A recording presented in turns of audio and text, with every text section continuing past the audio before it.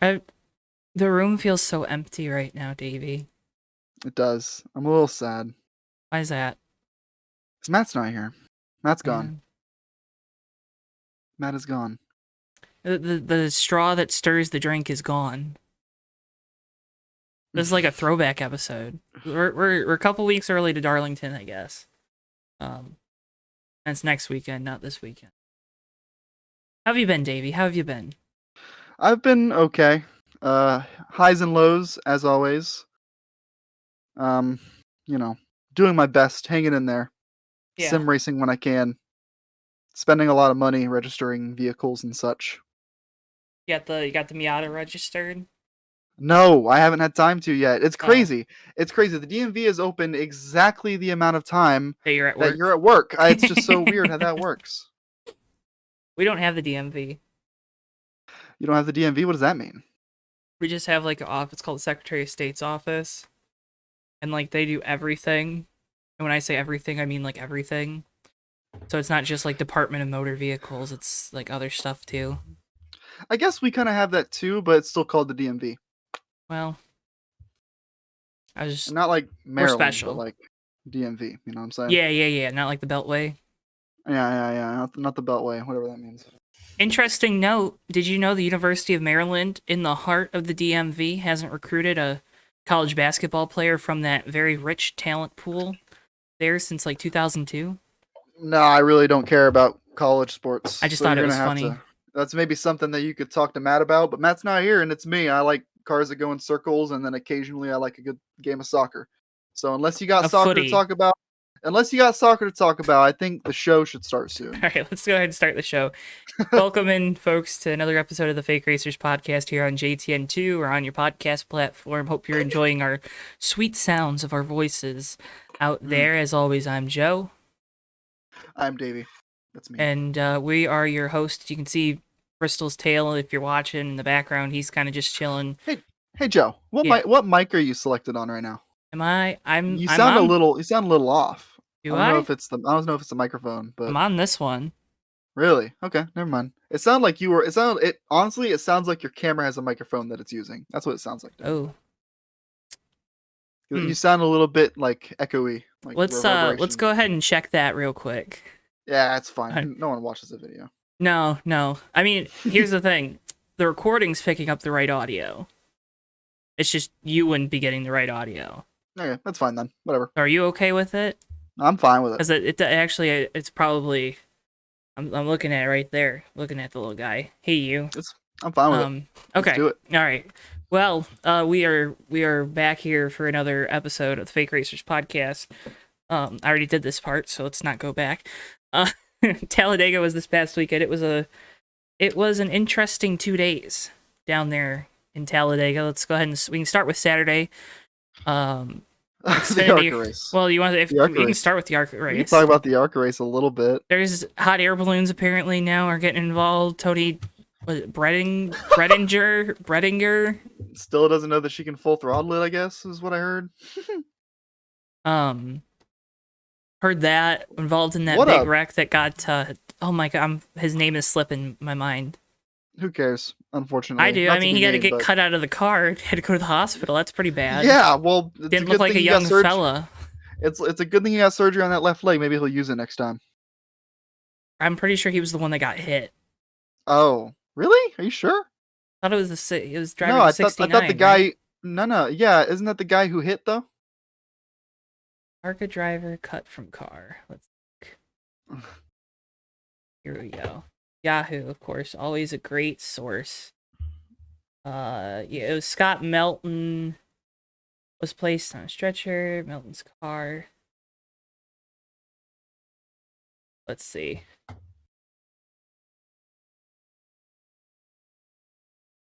Oh. What car was he in? Oh no, he did. I guess he did smash. Yeah, it's the guy who friggin' T-boned the guy. He friggin' yard sailed the guy and then yard sailed his leg too. Ouch. Yeah. Anyway, maybe that's a little bit rude, but I don't care. I mean, that makes sense. You're like getting broke when you... Yeah. Anyway, that was pretty stupid. Apparently, Austin Cindric was good in the booth too. So that's what I heard. It's hard to be good in the booth when the race is as bad as that one is, but he did a good job. Hey, Jamie Little's doing a good job up there, at least trying. Jamie Little's doing a fine job. A better announcer than Vince Welch coming off. And the pit lane. she was quite shaky at the beginning of the season too, from what I've heard and remember. Last year she was. Right. Yeah. That's right. This year too. A couple that she's done this year have been decent. I mean, still, obviously, you can tell it not used to it, not the normal role, but yeah, because she's an amazing pit reporter. Yes, like yes. probably one of the top pit reporters like around the sport, in my opinion. Yeah. But and then then the end of the race. Okay, so let's talk about this because I saw a lot of complaining about not finishing the ARCA race, and then I also saw a lot of complaining about how bad the ARCA race was. So first of all, which one is it?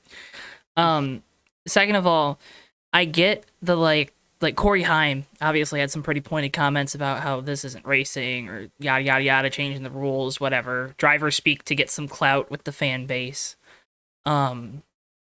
And honest and true feedback, right? Because it was kind of dumb. Yeah. But I saw a lot of people saying, "Oh, well, it's because TV wanted the race to end." You need an hour between the end of one race and the start of the next race. Xfinity had to start by 4:30, in theory, to make sure that they had enough daylight in case there was a red flag, in case because we know these things happen at that track, right? Yeah. Do you like the call? No, but sometimes you just have to make a decision. I've been in plenty of kart races with no TV cameras that have been, rearranged or turned around. I mean, I had a race where like we had a huge wreck at the start and they put us at the end of the day and it screwed us because the track changed so much. But like right. that's just the event. It's not the TV or anything. That's just sometimes how it goes when you have a big event. Happens. I mean, I get the frustration from the drivers for sure. Oh yeah, and it's not 100%. Their fault that NASCAR scheduled the ARCA race to start at 1 and the Xfinity race to start at 4. Why? Like, just why? I like the whole early start time thing. I know we've talked about it, and it's like, a little bit here, a little bit there, but like at Talladega, we should be starting earlier. I feel like the remedy for it is you put Cup qualifying Sunday morning before the race. You have plenty of time. And you've done that before now. You did it a couple times last year, so I don't know. It was kind of a gaffe. I wouldn't be surprised if they have it kind of remedied for the fall when you have the trucks and the Xfinity having to run on Saturday.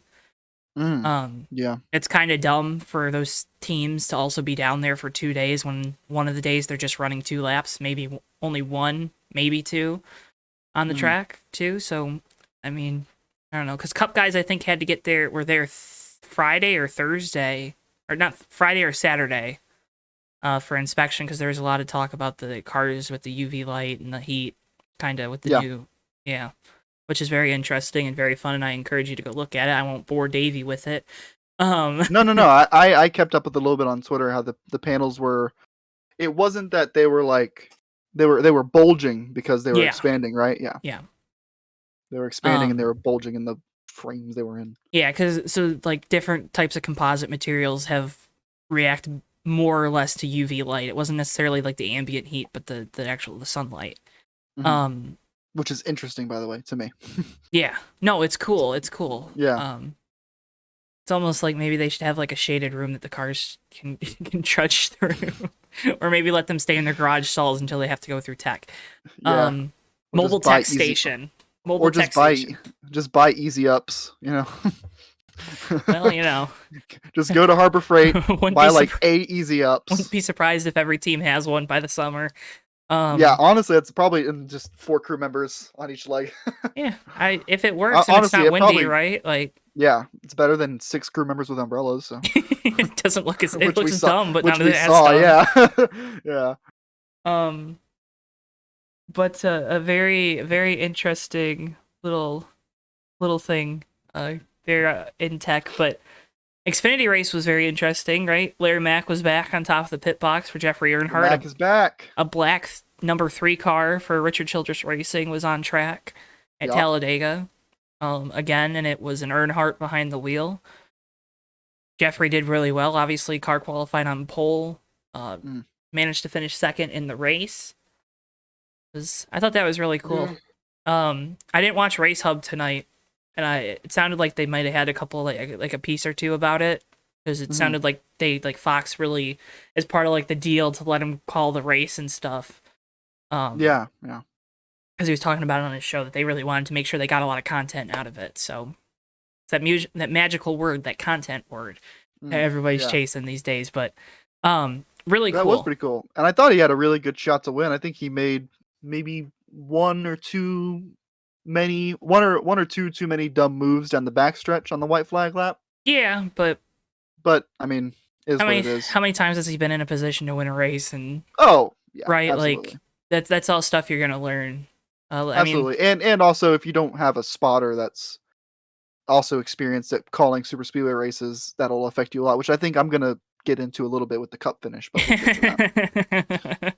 I wore my Tigers hat because Miggy hit 3,000. I know you don't care about that, but that was pretty cool over the weekend on Saturday. And I was gonna wear that. I was gonna wear the hat that I think you're talking about, but I decided against it. I decided to wear my boys merch tonight. But yeah. So Noah Gragson wins. Congrats to him and his right place, right time, right? I mean, there's just a cluster there at the end. I think we had 3 overtime finishes. Like, yeah, it was. I forget it. Like at this point, it was quite a it was like forgettable because there was cars running out of fuel. Gragson pretty much only won because the 7 ran out of fuel right in front of them. From the restarts. Which was insane, by the way. Like, I don't know, I forgot that, but yeah. AJ Allmendinger. It was a weird race. Yeah, that was a weird Talladega race. Decided to be AJ Allmendinger on the super speedways and like straight to the back. Throw a win away. Yep, happens every time. But yeah, I think if Jeffrey Earnhardt hooks up with forget who was in front of him at the time. He was in third. If Ryan Sieg isn't an idiot off of turn 2. That too. Or through turns 1 and 2 or whatever it was. Like he just that too. I really think Jeffrey Earnhardt could have hooked up and he was trying to make a move into second, and I just don't think that was the best thing to do. I think you can make up a lot more momentum on the straight. Obviously, this is all 2020, but this is what I do. This is what I enjoy talking about. He could have made up a lot more momentum on the straightaway hooking up than hooking up at the end of the straightaway trying to make it up in the corner. You know, there's not a lot of momentum to make up there. The car's already doing a lot of work. So on the straightaway, he maybe should have thought a little bit further ahead. You know, but I mean, again, like you said, how many chances has he been in to win a race like that? None. Sometimes you think too far ahead too. Yeah, and we'll get into that. But it didn't feel like nothing too stupid. It didn't feel like nothing too smart either with that race. Again, I didn't really think it was a really memorable Talladega race. It was a good race. Like, I don't want to say it was bad, but it's fine. It was Xfinity at Talladega. Nothing great. Noah won. Like, okay, cool. Kind of like the most meh thing you can have at this point now in the Xfinity series. Noah winning or Justin Allgaier winning or Ty Gibbs. Ty Gibbs winning. Boring. But yeah, I don't know. Oh, also kudos to Austin Dillon because it sounds again, Larry Mack on the show he does on XM today said that Austin Dillon was the main catalyst for getting that deal done. So that's really cool. Kudos. Wasn't Austin Dillon in the booth for the Xfinity Series race too? He did a really good job. He did. I tried to make sure it was him, but he did a really good job. I've been very impressed with how good he's been. And Kurt Busch did a good job. Kurt Busch seems like he's been hit or miss. It's felt a little off when he's done the truck races, and I don't know if that's like a Vince Welch, Michael Waltrip kind of weird dynamic to be in the middle of, or probably that, yeah. But yeah, it was good though. Yep, they did good up in the booth. But I think that brings us to Sunday. Let's start at the beginning and then we'll make it to the end eventually, because there were some things to talk about, like ECR engines going kaboom and failing. It sounded like timing belts on both of them. Kind of, and Clint Boyer, Dale Jr. We'll talk about that after we kind of get through the race itself. We'll talk about the booth and we can talk about presentation because this weekend they did another good job on Fox. But it, when you have those failures, it's kind of something else breaking, and then it breaks the belt, and you just have this like cataclysmic. Yeah, the Reddick has the issue. He comes down pit lane. He doesn't cause a big wreck. Then Daniel Hemrick has his motor let go right in front of Austin Dillon. Dillon gives him a little kaboom because, all of a sudden the car just dropped anchor. I believe that was close to the end of stage 1. Yeah. I think. Yeah, so that sucked because Reddick kind of felt like this could be, not that he's not going to have a shot like through these summer months, right? But this felt like one where like, hey, you get a win here because your car has been really quick. Chevy was really quick this weekend. Hendrick cars decided to go against raw speed and go for race pace. And yeah. Chevys were good. The Chevys were really good. The Toyotas had a decent line there at the end too. The Fords, gone. Where were they? They were like pretty abysmal. Like we saw some of the other manufacturers like hook up at one point in 2-car tandems essentially, and like they made a lot of headway. And then I was watching Brad Keselowski and Joey Logano shoving the SHIT out of each other, getting nowhere. They were no. They were moving, but if you watch, Joey like bailed on that so quick because they weren't going anywhere. Yeah, they were. They were stuck at the back. They were stuck at the back still. They weren't going anywhere. They were the lead 2 cars in the outside lane. Yeah, in a 3-wide situation where the bottom 2 lanes had like a million cars. They were behind the field. They were at the back. Are we talking about the same situation? Maybe we're not, but because Joey went 3 wide to get out of the way of the 6 car because Brad was, again, being Brad on a super speedway. And sometimes that's very frustrating as a fan of his, and sometimes it's really good. But, the instance I'm talking about, Brad was pushing Joey, and they were kind of near the back, and they were like out kind of, they like made a move to the outside 3 wide, and like most of the field was kind of near the bottom, and they're shoving the hell out of each other for about a lap and just didn't make any headway at all. And I was like, jeez. The reason they were doing that, Brad obviously was a lap down with the speeding penalty. Mm-hmm. The first one, did a second one, and the field caught Ross Chastain and Michael McDowell. Ross with a baller move decides to try just in the middle of the track, and it got him back on the lead lap, and is probably the most pivotal point of the race. If you had to, I think, kind of take one where driver made the choice and kind of put himself back in a chance to win the race. I know there's probably a lot of people that aren't happy about that, but I mean, that's nothing bad happened, so hey, it's okay. Yeah. And you heard this from the booth with Junior and Boyer talking about it, like, hey, that's not like something they should have done, like, you normally don't do that and stuff, but Keselowski's already embedded in that pack. You figure Ross falls to the back of it. We saw it was hard to kind of make up spots, and those are in the first 2 stages and even towards the end of the race. But yeah, that was a pretty baller move by Ross Chastain. It was certainly something. I mean, I think most people would agree that he probably shouldn't have done it, but it saved his race. And nothing too terrible happened, other than maybe some people were mad at him, which I'm sure he doesn't care about. So, which you can't care about, right? I think that's the new race car driver mentality here in the States. The new ethos of NASCAR drivers. I think it's NASCAR race car drivers everywhere. I mean, you saw it with Max and Lewis last year in the battle for the championship. You've seen it to a lesser degree in IndyCar with kind of the way these guys are, they're more willing to be a lot closer. I don't know, it's everyone wants to act like it's a new thing. It's been brewing for 20 years now with the ages of these guys, but exactly. You got the restart there in stage 2 where we played bumper cars. Truex decided to tap the brakes, and I love that they use the telemetry and everything, and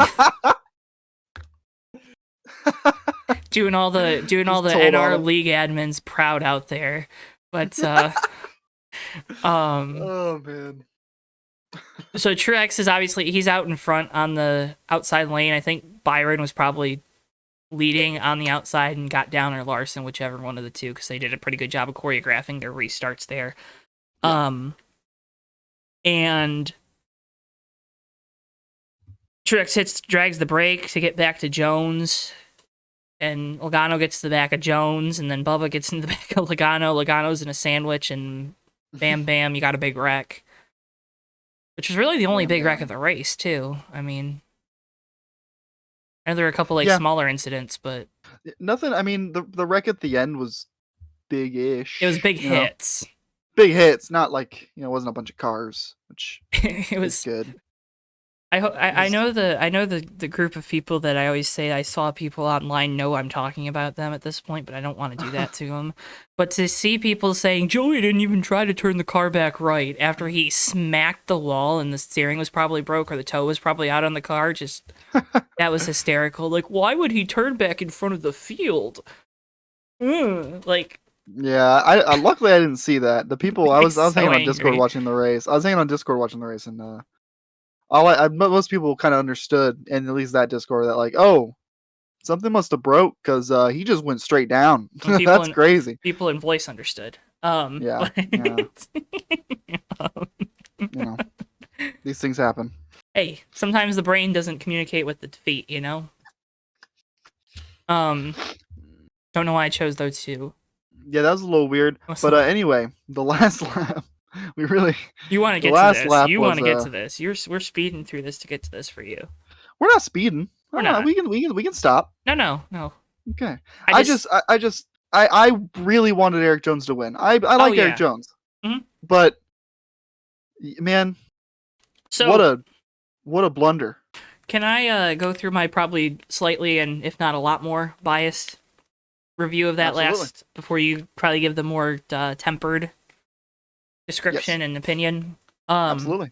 So obviously, I think he does a great job that whole last stint up until coming off of turn 4, right? Yeah. Works the lanes, gets to the outside at the right time, rides it to the front. Is battling with Larson, getting good pushes from I forget who was behind him. But getting really good pushes and doing a really good job of holding onto the car because those pushes were crazy.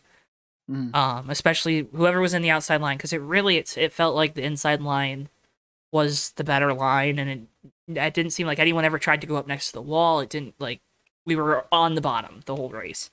Yeah. It's coming off a turn 4, right? Larson is gonna gets a huge shove from Ross. You got Kurt Busch getting a shove from. It wasn't, but I forget who it was. Bubba's back there too, giving a big shove. Like they're 3 wide further on back. Yeah. Larson gets the shove from Ross. Eric goes up to block that move. Larson continues to go up the track to try to get around him. Eric, I don't know if it looked like he got clipped.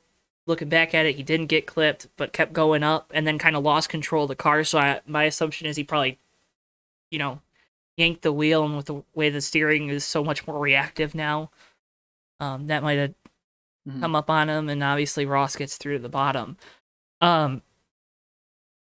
Not to say that, driver in this situation doesn't play a pivotal role in the finish and should be able to see what's happening enough to make the move back to the bottom. But the fact that it doesn't seem like it was called that the momentum wasn't coming from the 5, it was coming from the 1, is what really frustrates me. Because I know you said the thing about inexperienced spotters and then kind of pointed towards this. Rick Corelli has been a spotter for a very long time. Now, you know what I mean? That's fine. And Eric has won at Daytona to get his first career win. The Clash, he just got pushed by Hamlin. Just throw that one out. But has been very good at this plate stuff. He was the second best plate driver at Toyota when he was with Gibbs. Hamlin's obviously the best over there. You can't refute that. Yeah. Has been one of the best with this 43 team, which of course had Bubba Wallace in the car before, who was really good, is obviously really good at this thing too. So what was so frustrating to me, it felt like he wasn't given the right information, or if he was given that information, it wasn't soon enough. That's exactly what I think happened. And like when I said inexperienced spotter and then pointed the situation, I didn't mean that. It was more of like a reference to like I think the spotting let Eric Jones down, inexperienced or not. I think a better call gets Eric Jones that win. Because the way I kind of saw it was like Kyle Larson moved up and immediately ran into someone, and so we should not be calling Kyle Larson. We should not be calling go high, block high. We need to be calling okay, get back down, because all the momentum that was just up there is gone. Yeah, You don't Kurt have to Busch is worry going about. towards the wall, right? You don't have to worry about. You don't have to worry about your outside anymore because they just completely ruined it. And so you need to get back down. And as a spotter, I would be yelling at my driver, "Come down, come down, come down, come down!" Like you cannot stay up there in that situation. Like that is gone. That is behind you. There is no way. They made contact. Bring it down.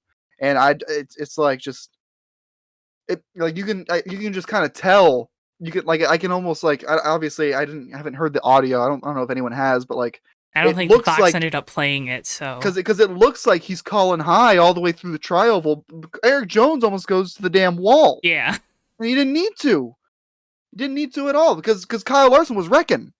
Like he wasn't making a move at that point. He was going in the fence. Like I just don't understand. Like the way it looked to me was like he was calling EJ to the wall, and just no need. The run was coming down bottom after that. So and just he made in my opinion, he made the right move, right? Like I think initially, yeah.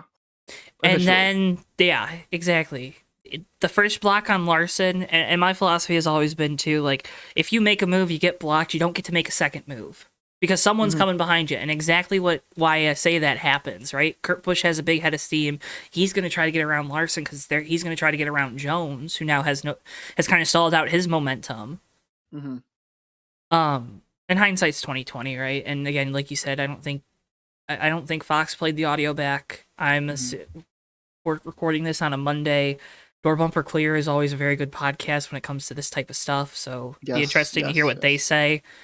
Because if you don't agree with anything they say, they at least know what they're talking about in terms of racing and spotting, right? They've been around long enough to where you can't deny the insight that they bring, and that's why I still listen. So, you saw if I recall correctly, Eric said he didn't know the one car had such a big run in his post-race interview. I think that's probably where he is. Either, again, Corelli called it too late, didn't call it at all, or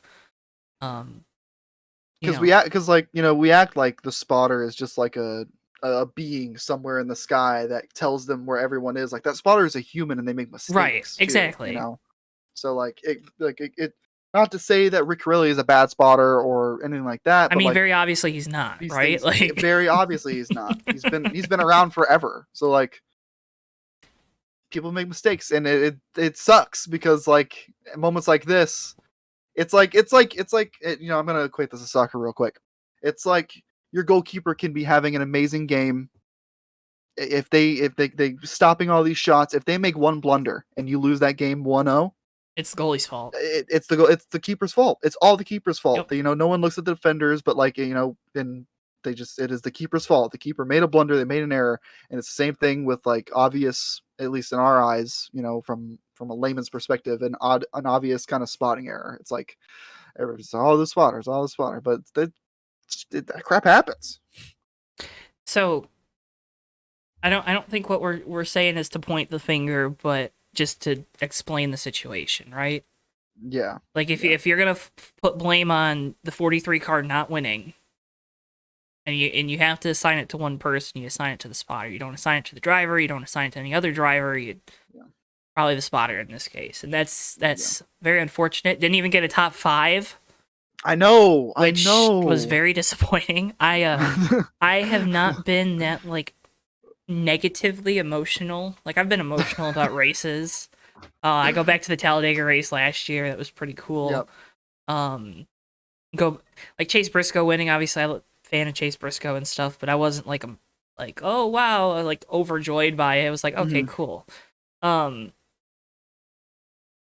Like I was heated because my man leads 25 laps, does everything right until coming off of turn 4, and Yeah. And really, it was one move that cost him. That was it. And he should have won this race in 2020. Blaney just walls him. So when Blaney fans complained about the 500, I really didn't care. And especially as a Brad fan too, when you also know that Penske teammates aren't very good with each other when it comes to the end of the races in general. But yeah, that was so sad because I don't know if he deserved to win the race. I don't know if anyone ever. You have to be far and away the best driver to deserve to win at a super speedway when it comes to not just making the right move on the last lap. But he definitely deserved to finish in the top 5 because he ran there for most of the day. Never took left side tires either, so good job. Ooh, wow. Dave Ellens is a good crew chief, and guess where Dave Ellens is from? Michigan. So just saying. Shut up! Oh my god, who cares? Obviously though, Ross Chastain doesn't make a dumb move and it gets rewarded with a victory, so that's some good positive reinforcement. Ooh, some salt behind that one. It's not. It's just no. It's like the low hanging fruit, because I'm more of a fruit of the loom kind of guy instead of jockey. That wasn't good. I thought that was pretty laughing. Good. I can hear our audience not laughing. The 8 people. The 8 people that watch. Thank you for that, by the way. Keeping us real humble. No, but Chastain obviously wins. I think talked about it. This is the same car he drove at Coda, which is a real testament to the next gen car because both the Trackhouse cars were fast. I assume the 99 was probably also the Coda car, because my assumption is those two teams work in tandem with kind of their schedule. And Justin Marks, again, in a lot of his interviews, has talked about how okay, one car wins, we all win. Everyone at Trackhouse is going to get a ring for the Coda victory. It doesn't matter if they're on the 1 or the 99 team. Everybody gets it, right? That's so cool. Justin Marks is a cool guy, but yeah. Someone needs to do a video essay about Justin Marks. Wink, wink, nudge, nudge. Maybe us. But Trackhouse feels like they're for real, right? Daniel Suarez was obviously fast, led a lot of laps in the opening of the race. Daniel Suarez, both of them, not just at Talladega, have been quite good this season. Suarez probably should have been the one to win at Coda. Yeah. Because, he was really fast. Yeah, he was. But yeah, they've both been really good. Suarez has been lacking behind Ross. So, I don't know if it's like a 1A, 1B, or if it's just a A-B, or 1-2, you know what I mean? I think that's still... I don't know if Ross gets one more win here before Suarez. I feel like that's when you start to say, okay, it's a 1 and a 2, not a 1A, 1B. But still, with the way the 99 team has performed, it still feels like a 1A, 1B. Because, look, he led a bunch of laps last week at Bristol, and he's been up front, and been in the top 10 in a lot of these races. A lot more races than he has in even when he was at Gibbs. So, and it really still feels like Daniel Suarez is due.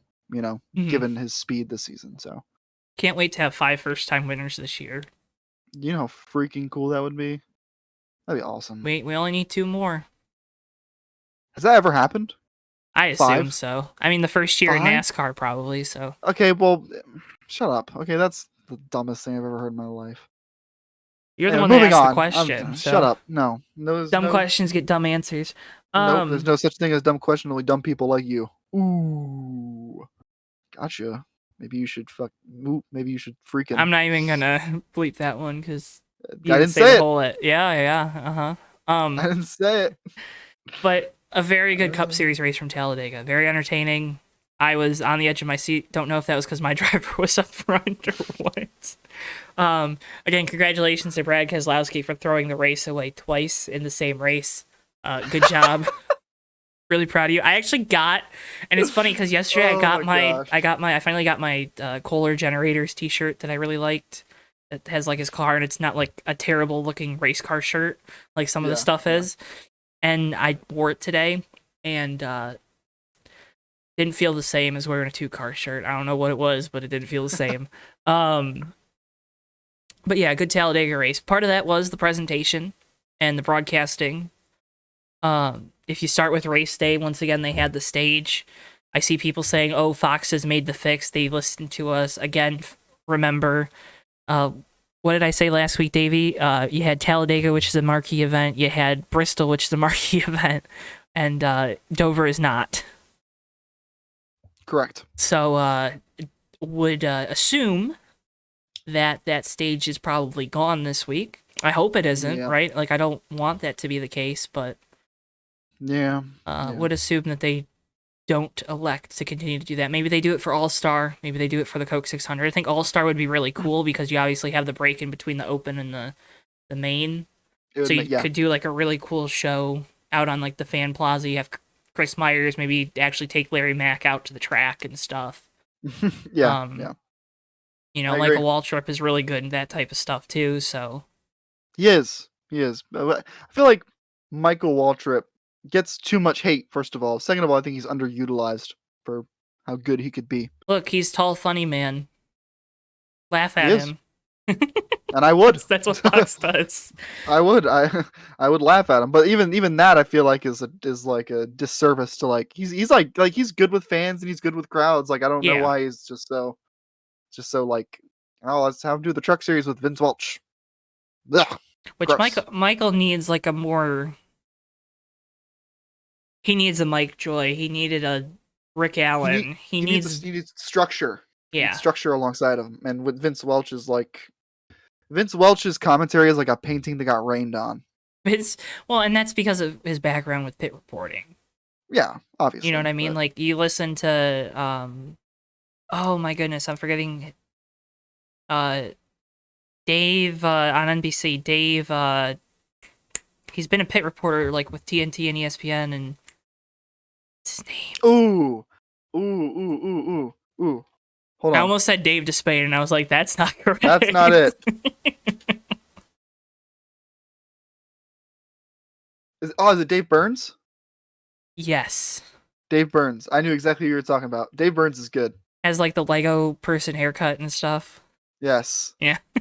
Yeah, Dave Burns is good. But if you listen to when he does the like lead commentary, you can tell that he's coming from pit road. You know what I mean? Like you can tell that there's a difference there. Can't wait for those standalone Xfinity races on NBC, by the way. Those will be fun. Yeah. Those are always fun. But I unironically agree. I love the booth of Dale Jarrett and Dave Burns. It's a good little combo. It'll keep you on your toes. It's different. It's like it'll keep you on your toes. Things. It'll be like it'll keep you on your toes. I was trying to let you finish your thought because I didn't actually have any more thoughts. Oh, so you just kept talking with no thoughts. It keeps you on your toes, and then I was going to do a transition, but then you seem to have a good idea, so I was going to let you do your good idea. Okay, never mind. It's fine. Speaking of keeping you on your toes, Fox with the whole rotational booth, now that we're kind of through the main portion that's on over-the-air TV, which I think we're 10 races in now. Mm-hmm. Do we like the rotation? Not necessarily all the guests, but do we like having the rotating third person? Yeah. I still would prefer a third man that is permanent, but I don't hate this. It beats Jeff Gordon every week. Gordon every week, and it's been good. Like Tony was really good. Tony was really good in the booth. Matt Kenseth was good at Auto Club. Matt Kenseth I thought was good. They even got Mark Martin up there for like 20 minutes, which is so cool. I enjoy Dale in the booth because Dale's just good. Mm-hmm. But yeah, that's the crazy part. I'm okay with it. Like, first of all, kudos to NBC and Fox that they've gotten so much praise for it. We'll give them some more because it's not going to change anything. For getting that deal worked out, I know it's because of probably USFL stuff, and that league's probably going to burn down to the ground because the quality of play is awful. But,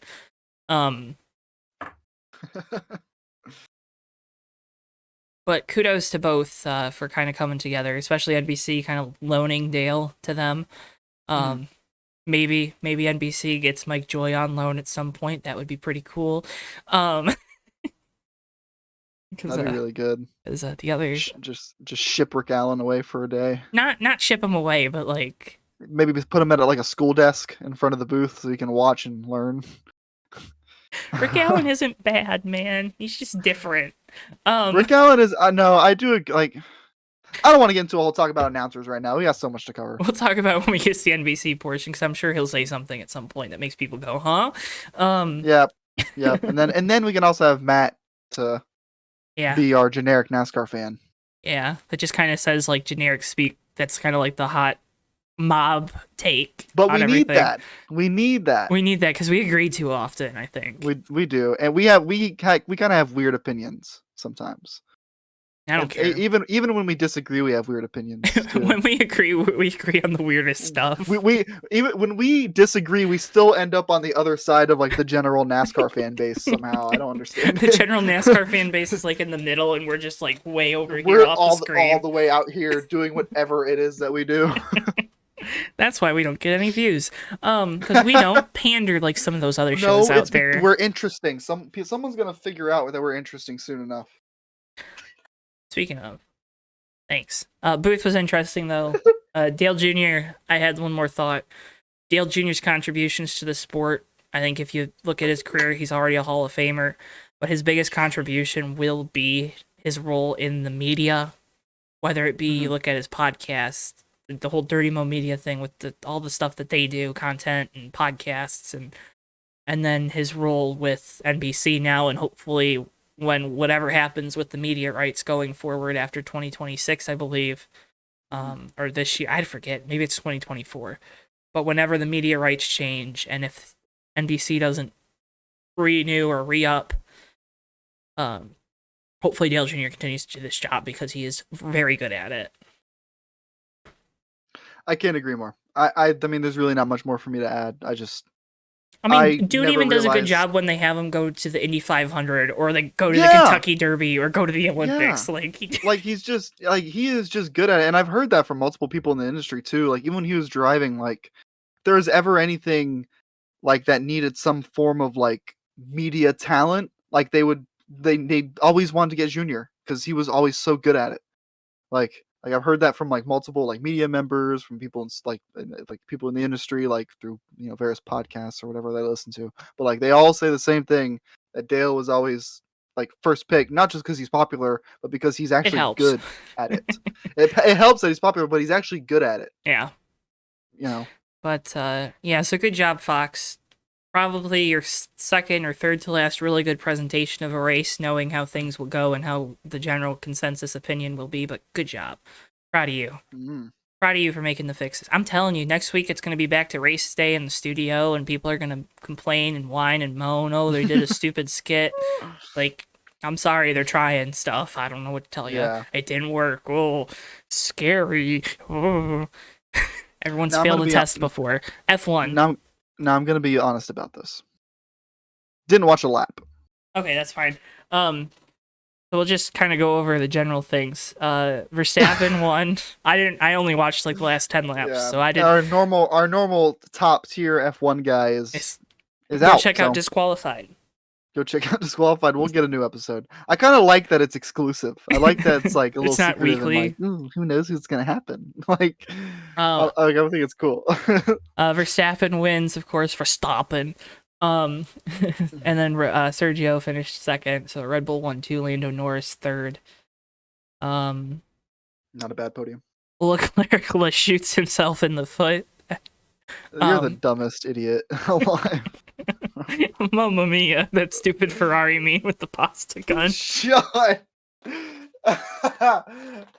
It was Italy, right? So I had no right to be funny. And then also Mercedes continues to be awful. I think Russell finished 5th or 4th, and Hamilton finished outside the points for the second time this year. Hamilton washed. Yeah. Woo, let's prey upon people's downfalls. Yeah. I love Lewis Hamilton, by the way. But it is interesting. Sorry,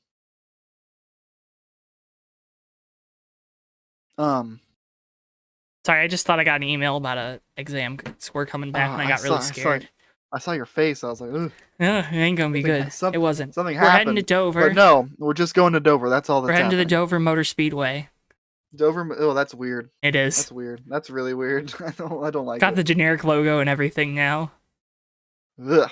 Yeah, I don't like it. I'm just happy they didn't scrap the Nashville logo redesign that just got redone. Is it still? I mean, luckily Dover still has Miles or whatever, the monster dude. That's pretty cool. That's I'm cool pretty sure branding. most of the SMI tracks have mascots, so can't wait for the Miles the Monster actual suit mascot. That's gonna be awful, but there's no entry list, so I can't look at the entry list. Yeah, we're on Monday, so this is where I know John Hunter's gonna be at the 18 for Xfinity. That's probably a good choice. I think Caruth is back in the 44 this weekend, maybe. Okay. Excuse me. By the way, leading the ARCA points. Good job, Raja. That's cool. Good job. That's really cool. Proud of you. I'm not to get too much into the racing that I think we'll see, because we really have no idea when it comes to next gen. But I think for some reason where it's the low downforce package, for Dover, I think it's gonna be a decent race. I do too. It could be good. I feel like this size track and up is probably like where the next gen's gonna excel. Which is good because we have a lot of those. We do have a lot of those. That would be correct. Can't wait to go to Texas. So yeah, I don't know what to even think watch about Texas that, be like so good that everyone's like, oh, we need more of this. $2,000 again. Burn down North Wilkes, or burn down Texas for North Wilkesboro. I almost made a lot of people angry. You almost made a lot of people angry. Not that I would disagree, but oof. Yikes. That's a bad take there, buddy. I don't know what to tell you. I know I like North Wilkesboro. I think that one page that was on Twitter was really annoying. The Save the Speedway. But like the track is awesome. The Save the Speedway being like, they're not gonna race on dirt, and then they were like, yeah, we're gonna race on dirt for a month. Yeah. What the hell do you know, dude? Nothing. Shut up, idiot. God. So Xfinity, if you had to pick somebody, I think like Justin Allgaier is probably the top tier pick, right? It's concrete track. Yeah. He's always good at these. Ty Gibbs is obviously Ty Gibbs at this point. Noah's had a really good year. He won at Phoenix, which is, while not, obviously banking wise similar, at least similar in terms of length and yeah. It's unique like Phoenix, but also means it's different. There's really no correlation. You just said that. I know. It's and this is that conversation we've had about unique racetracks, unique racing. So yeah, I my pick for Xfinity is I'm gonna go John Hunter. Okay, redemption in his hands. The wheel is steady and perfect. It would be awesome if he nudged Ty Gibbs out of the way. I hope he just dumps him. Well, I don't like either of them that much. I don't want anyone to get that much satisfaction, but a little nudge, maybe some teammate fighting, that'd be pretty fun. He wanted to go punch him in the face, but he knew he couldn't. If the price of them both losing is that one of them has to win, then I'll take it. That's so toxic. Yep, John Hunter not going to be invited back to Gibbs because he beat Ty. Confirmed. We didn't even talk about the Kyle Busch stuff. Oh, yeah. Speaking of Ty Gibbs, Kyle Busch was an absolute menace this weekend in the media. I love him so much. He's in the media center after qualifying on Saturday, and they're asking him about his contract, and he's like, well, I would have liked it to be done last week. When would you have when do you want the negotiations to be over? Last week.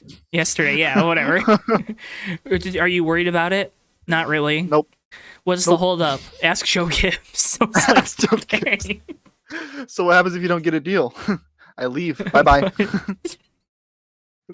Dude, he is the funniest guy in the garage area. I don't care. I don't care. He's a butthole, but he's the funniest guy. I saw a lot of people being like, oh, well, yeah, they're looking for sponsors and stuff for him. That's not a very good look. It's like, honestly, the attention he gets from doing stuff like that. Dude, if you watch the interview, he's wearing his driver's suit with M&M's plastered all over it. Interstate, and yeah. A bunch of views. Kyle Busch, for all his misses, is a sponsor's dream. Yeah, in terms of in the news for something. Yeah. And he's pretty dang good at representing his sponsors too. Dude, it sounds like dude. Go ahead. Yeah, I was just gonna agree with you, but you sound like you had an actual. Oh, I was gonna say it sounds like they have a couple sponsors that are interested, so that's good. That's what I heard. There's no way Kyle they willingly let Kyle Busch leave. He's the best driver at Toyota in all of Toyota. So, yeah. Also, and KBM. Yeah, and on top of that, he's he's also done. Good lord, he's also done a lot for Toyota as well. Exactly. Yeah, can't wait for KBM to be the Ford factory team next year, and then David Gilliland Racing be the Toyota factory team. It's gonna be fun. Haley, you get into the 54 truck? What? God. Or 51 truck? Sorry, I guess the 54 is already DGR. But yeah, so. And then David Wilson was angry about it and said, "I don't like that he said that." It's blah blah blah blah blah. It's like, shut up. You single-handedly made the sport worse. Sorry. Yeah. Who cares? Not single-handedly, but yeah. Who cares? Well, we wanted more horsepower and we wanted a smaller spoiler, but Chevy and Ford didn't. Like, yeah. Are you sure that's not your answer? Because you're the only one that's like here out of the three that is invested in motorsports, and you kind of know what motorsports fans want. Weird answer there, brother. Kyle Busch then on Sunday kind of like walked back some of the stuff, and obviously that didn't get any media attention because that's not funny. Ooh, Kyle Busch mad. He poke him with the stick. Yeah, basically. Cup Series though, like you said, I think it's gonna be another one of these unpredictable races. Next Gen has been very much that. Daniel Suarez is a good shout because we talked about him earlier, and he has an Xfinity win at Dover. He's good at Dover, which was exactly. He's my pick. He was my pick. Okay, you're not allowed to take him. No, I wasn't going to take him. Okay, good. I think another driver that has to have a strong run and probably needs a win because he needs to get off his schneid is Kevin Harvick. 53 race winless streak. Obviously, I'm pretty sure that's probably the longest of his career, if not getting up there. So, and I don't think he gets to leave a team and go to another team again in his career. So, yeah, exactly.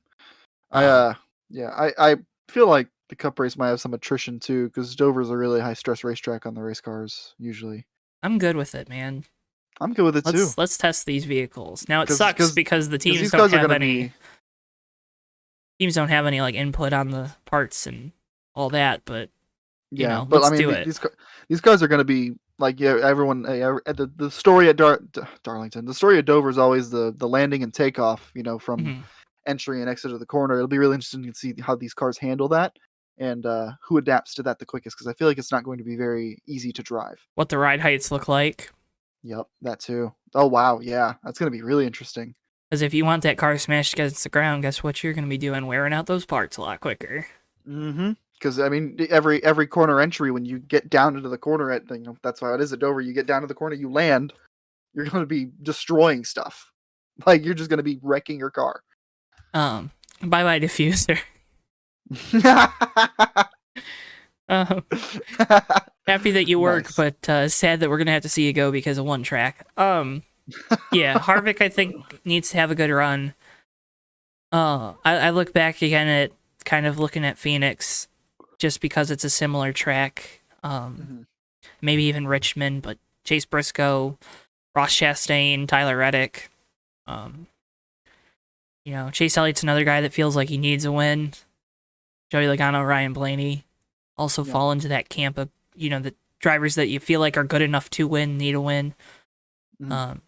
Maybe Truex, Christopher Bell, but I think Harvick needs it the most, so I think he might be in store to get it this weekend. I have nothing else to add to Cup at Dover. Yeah. Hey, I won money on the Cup race, though. That Eric Jones top 10. We won $8. Have you noticed that it is actually quite hard now without a third person? What do you mean? I feel like we stop and we're like, oh wait. I don't know if it's hard. It's just different. It is different, yeah. Not hard. It's I don't have to worry about Matt saying dumb stuff. That's so rude. Yeah, but I only said it because I know he'll listen. So toxic.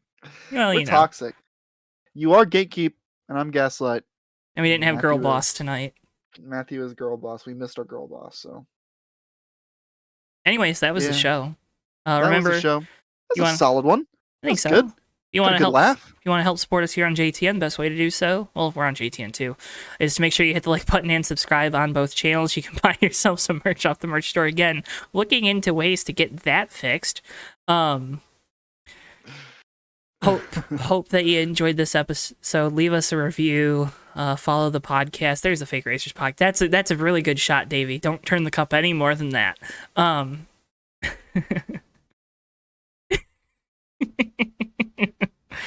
Such a shame. It is. I'm so disappointed by that. When I picked that box up and I heard it jingle, I was like, I was so proud of getting you guys those mugs too. I was so happy to get it. I was so excited. I waited. I didn't want to tell you guys, and then that's okay.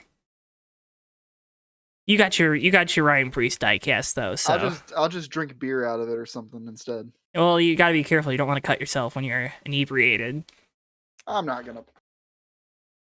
It turns his hand around. It's just a bleeding mess. It's funnily enough the same hand that I stuck an X-Acto blade into on accident. Good job. Yeah, I thought it was the handle, and I like to tap the handle on stuff. Mm-hmm. I did it on my hand. I don't do it to my hand anymore, but it was the wrong way, and I bled everywhere. It was pretty good. That's a good story. I have a scar. It's awesome. That's cool. It's pretty gnarly, bro. It's not. We gotta make up for the Matt talk. Yeah, I don't know, the Talladega 5 Scundo or whatever. Yeah, you're being toxic. The Talladega 5 Scundo. I went to the Grosh yesterday and I got a soda and I watched Tony Stew lay down a fat lap in a sprint car. I don't know. If you want to go that extra mile, help support us here on JTN, you can head to our merch store, pick yourself up some great merch like Davey was showing. Also have a bunch of great designs that I've thrown up there. Have a new Ryan Pace design. We didn't even talk about the USORL race. We can. I mean, it was dumb. I just, there. Go check it. I mean, right here on JTN 2, there's a beautiful short. You gotta watch it. I gotta. It is top 10 all time of things that I've come up with creatively. So I gotta see it again. I gotta watch it. I'm gonna watch it right now while you do the outro. So remember, you can follow Davey. All of his links are down in the video description below. D7H5, D7H5er, on Twitch, right? Twitch is where it's D7H5er. That's funny. Sorry, I had to watch it. You're good. D7H5er on Twitch. That's an ER at the end. D7H5 on Instagram. Davey has it on Twitter. There we go. But once again, as always, cannot thank you enough for watching this week's episode, dealing with our silly peoples. Again, wishing Matt well. Hope he feels better. Yeah, he had a sore throat because of all the... Nope, don't say it. Anyways, can't thank you folks enough for watching this week or listening. Again, leave us a review, like, whatever, and we'll see you guys next week on the Fake Racers podcast. So long for now, folks. Thanks, guys. Wait, I gotta do the Matt thing. Okay, bye.